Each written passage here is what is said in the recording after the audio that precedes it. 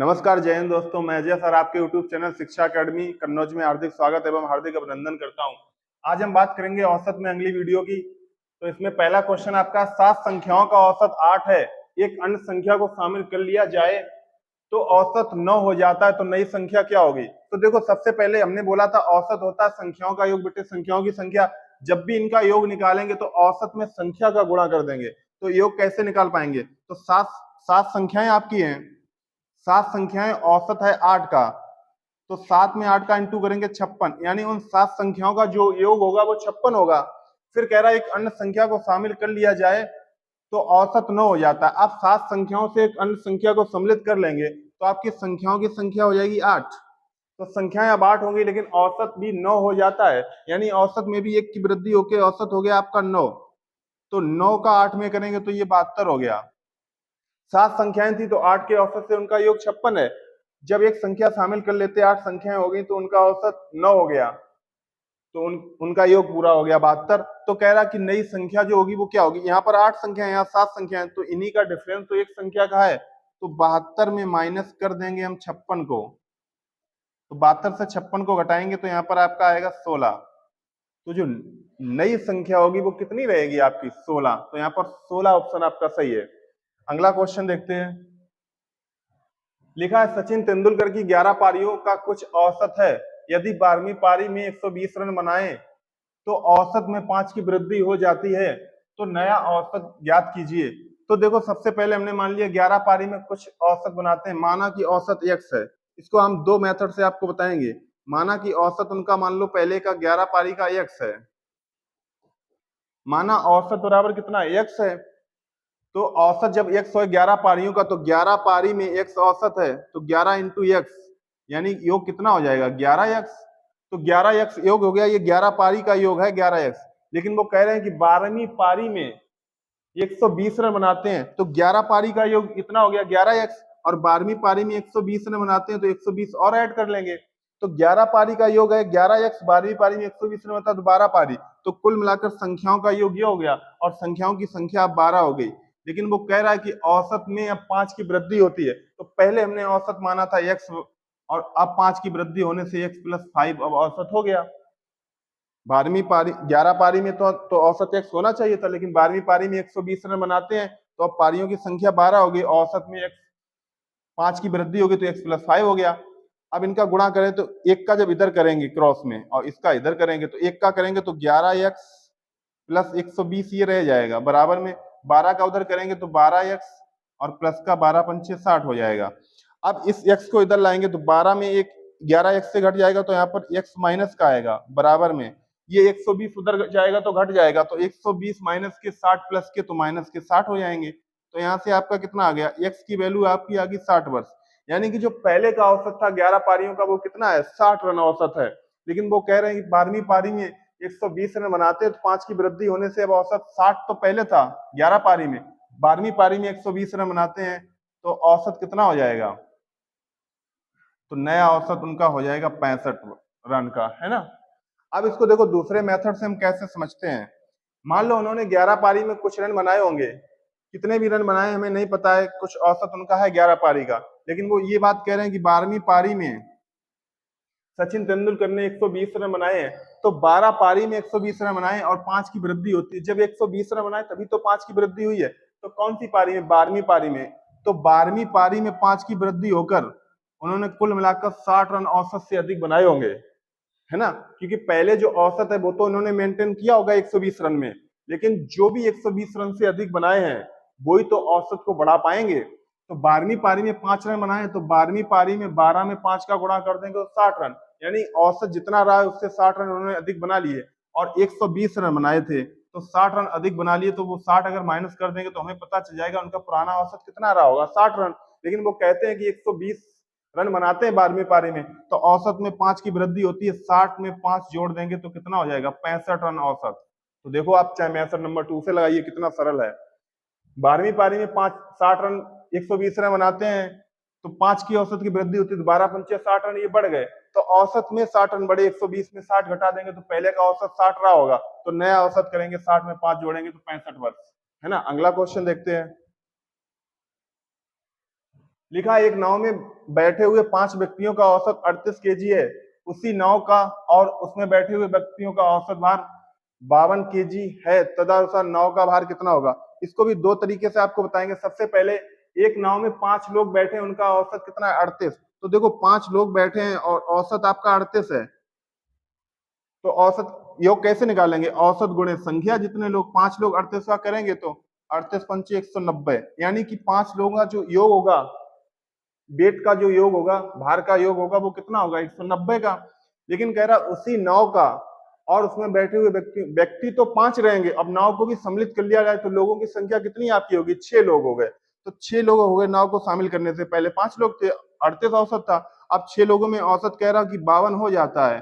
तो 6 लोगों में 52 होगा, 6 का 52 में गुणा करेंगे तो 6 दूनी 12 हासिल की, एक 6 पंचे 30 और एक 31, यानी कि नाव का भी भार जब सम्मिलित कर लेंगे तो औसत 52 वर्ष हो जाती है, और 6 लोगों का तो 312 हो गया। अब देखो 5 का आपका दिया है 190 योग, और नाव को शामिल कर लेते, 6 का है आपका 312, तो 312 में हम 190 को माइनस कर लेंगे तो आपका कितना आएगा 122 केजी, यानी कि यही 122 केजी जो भार होगा वो नाव का होगा।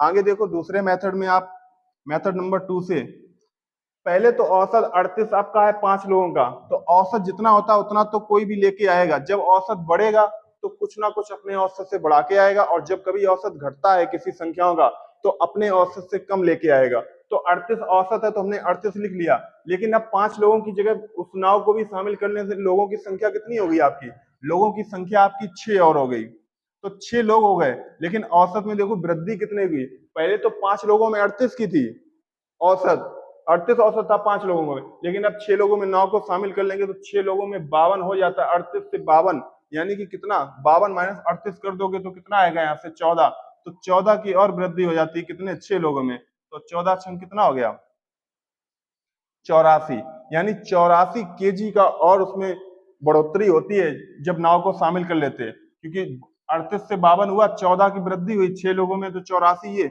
और 38 औसत पहले था तो 38 प्लस कर देंगे 84, 38 प्लस कर देंगे आप 84, तो कितना आ जाएगा 8 4 12 की 2 हासिल का 1, 8 3 11 1 12, तो नाव का भार कितना हो जाएगा 122 केजी। ये सेकंड मेथड आपका है। अगला क्वेश्चन देखते हैं।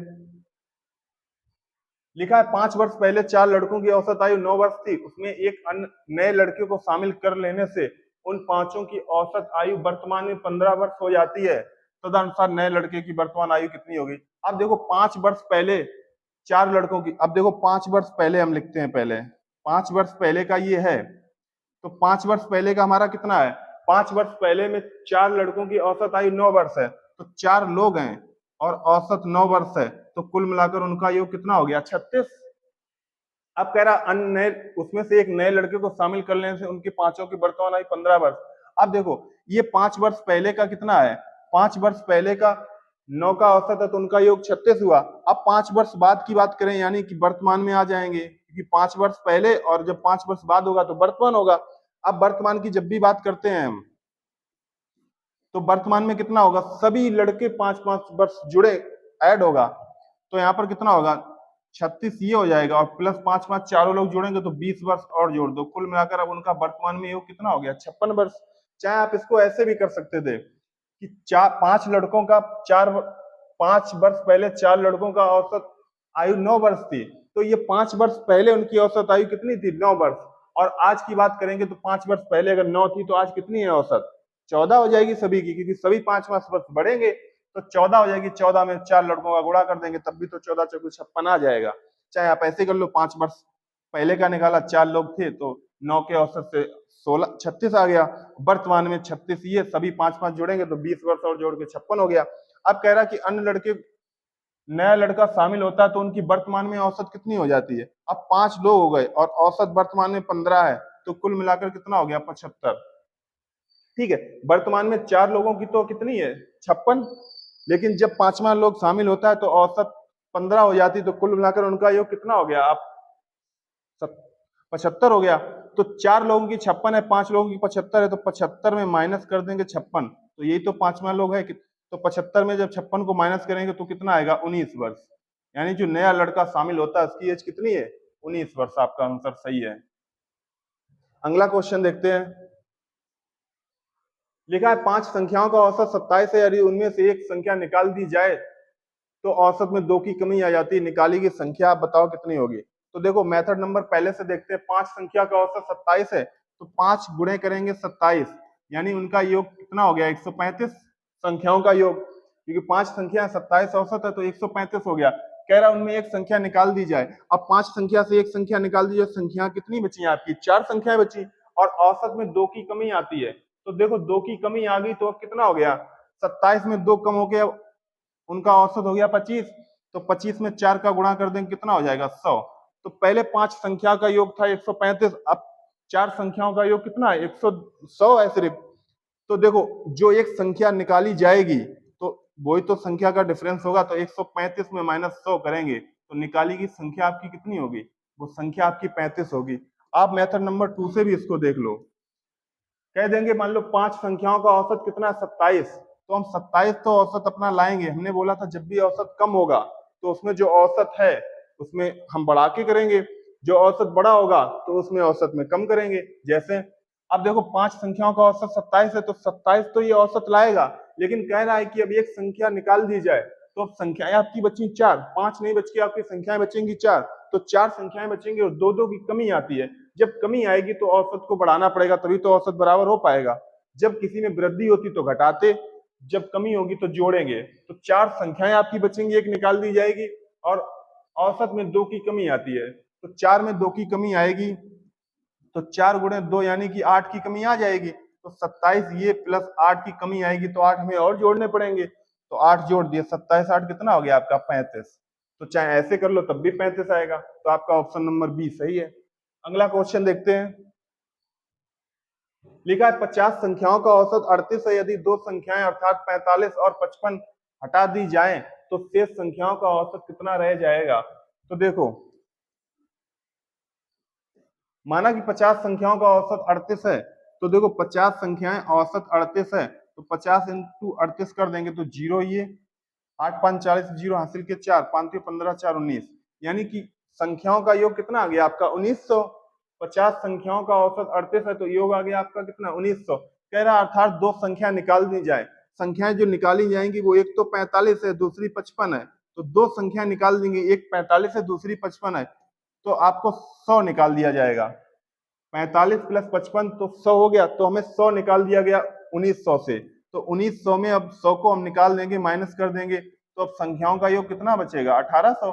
50 संख्याओं का औसत 38 है, तो उनका योग 1900 हो गया। फिर 2 संख्या निकाल देंगे, एक 45 एक 55, तो 2 संख्या निकाल के 100 निकाल देंगे, तो 1900 में 100 माइनस कर देंगे, संख्याओं का योग कितना बचेगा 38 1800। लेकिन अब 50 संख्याओं में जब 2 संख्या निकाल दी जाएंगी, तो 50 संख्याओं में से 2 संख्या निकाल के अब संख्याएं भी तो आपकी कितनी बचेंगी 48 संख्याएं बचेंगी। ये आपकी संख्याएं 48 बची, और ये आपका कितना है ये योग है 1800। तो बस औसत निकालेंगे संख्याओं का योग, तो ये 1800 बटे में करेंगे कितनी संख्याएं आपकी अब 48 रह जाएंगी, तो 48। अब इसको डिवाइड करेंगे, तो इसको डिवाइड करेंगे, पहले आप 8 से काट देंगे तो ये 6 बार कटेगा, इसको 8 से काटेंगे तो 8 दूनी 16 हो जाएगा, 2 20, 8 दूनी 16, 8 पंचे 40। अब देखो यहाँ पर ऊपर बचेगा 222, नीचे 6, फिर ये 3 से कटेगा, तो 3 से 2 बार में 6, और ये 3 सत्ते 21, 3 15, यानी कि आएगा आपका 75 बटे 2, और 75 बटे 2 का मतलब क्या होगा 37.5, है ना। तो आपका आंसर ये बी ऑप्शन सही है। देखो 50 संख्याएं 1900 ये हो गया, 2 संख्या निकाल देंगे, अब 1900 से 100 घटा देंगे 1800 हो जाएगा। अब 50 की जगह संख्या आपकी 48 हो गई, तो 1800 बटे में 48, 8 से काटेंगे 6 बार, 8 से काटेंगे 225, नीचे 6 ऊपर 225, फिर से आपका 3 से कटेगा, तो 3 से 2 बार 6, और ये 3 से काटेंगे तो 75, 75 बटे 2 का मतलब क्या है 37.5। ठीक है, तो आज के लिए इतना भी, अगली वीडियो में मिलते हैं, तब तक के लिए नमस्कार, जय हिंद।